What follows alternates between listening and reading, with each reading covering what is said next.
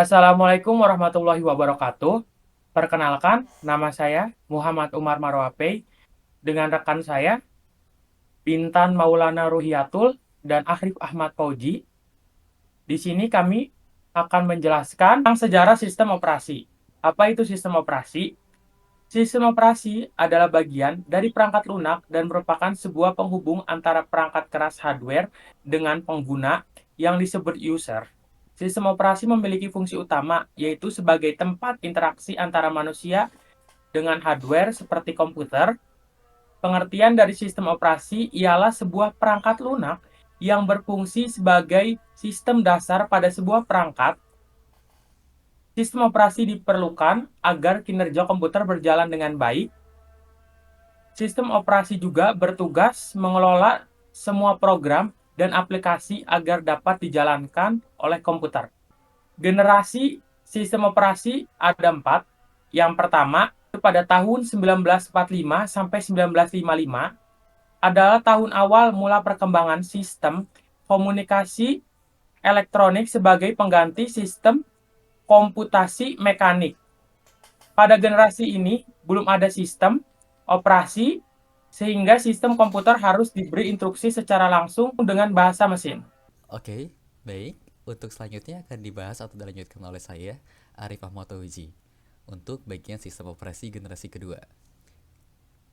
Pada sistem operasi komputer generasi kedua ini, sistem komputer belum dilengkapi oleh sistem operasi, tetapi beberapa fungsi dasar pada sistem operasi telah ada seperti FMS atau Fortran Monitoring System dan IBSYS yang fungsinya memberikan layanan perangkat keras untuk bagian fungsi dari sistem operasi modern.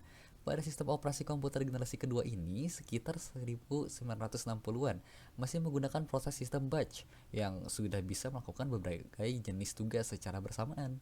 Nah, saat tahun 1964, pihak IBM meluncurkan sistem operasi yang berbasis sistem /3060.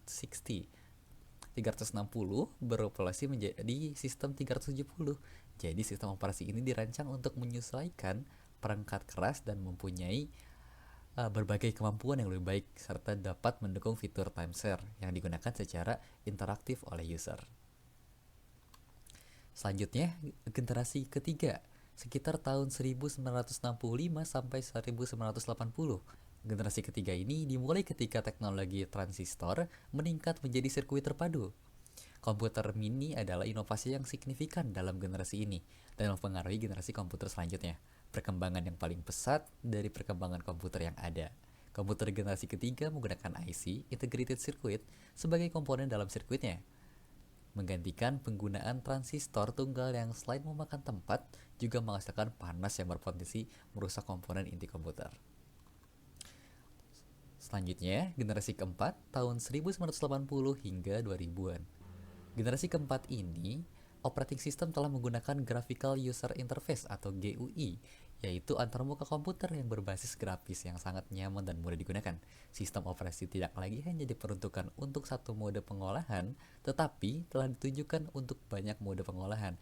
Misalnya, mendukung batch processing, time sharing, networking, dan soft real-time application sekaligus. Generasi keempat ini ditandai berkembang dan meningkat kemampuannya. Selanjutnya akan dibahas oleh rekan saya. Di sini saya akan menjelaskan fungsi dasar sistem operasi.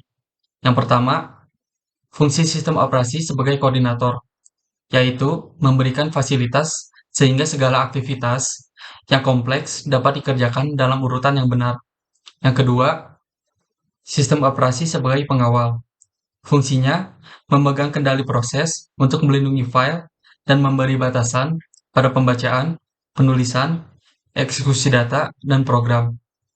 Yang ketiga, sistem operasi sebagai pengopsional. Fungsinya membuat schedule atas beberapa masukan pengguna, akses basis data, komputasi, keluaran, dan lain sebagainya untuk meningkatkan kinerja sistem. Yang keempat, sistem operasi sebagai akuntan. Fungsinya menjaga pewaktuan CPU tetap berada pada jalur yang benar, penggunaan memori, operasi I/O atau input-output, penyimpanan pada disk, dan lain sebagainya. Yang kelima, sistem operasi sebagai server. Fungsinya memberikan pelayanan yang diperlukan pengguna seperti restrukturisasi direktori file. Sekian, terima kasih.